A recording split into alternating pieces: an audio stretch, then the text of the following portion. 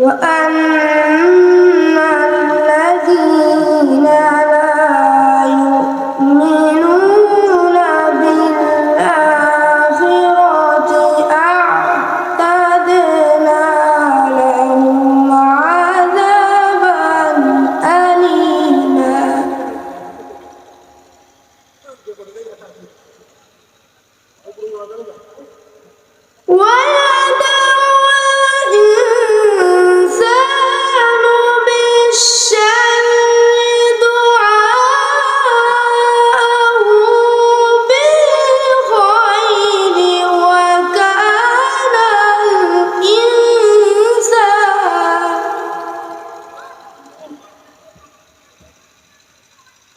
وكان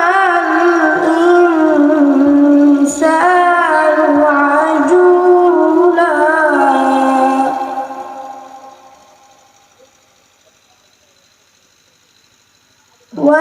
وجعلنا الليل والنهار آيتين فمحونا آية الليل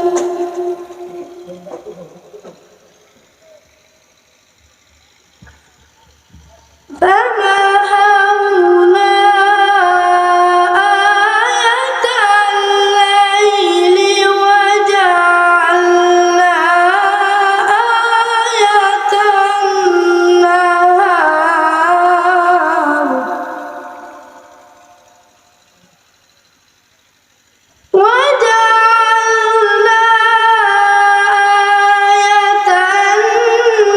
النهار مبصرة لتبتغوا فضلا من ربكم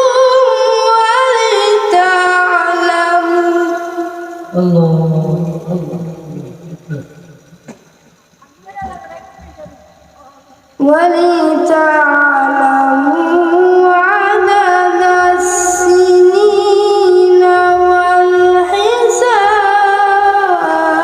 والحساب وكل شيء فصلناه تفصيلا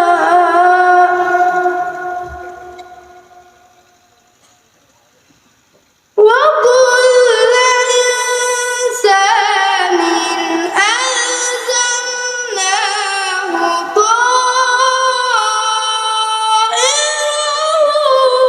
في عنقه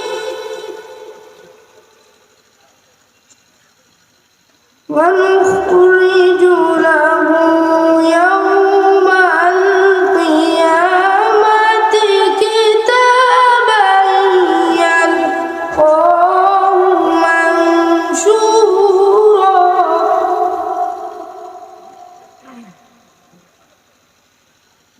اقرأ كتابك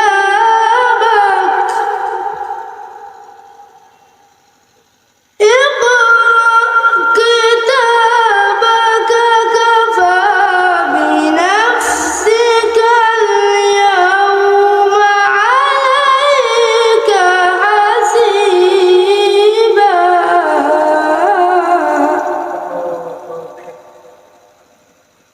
صدق الله العلي العظيم. السلام عليكم ورحمة الله وبركاته.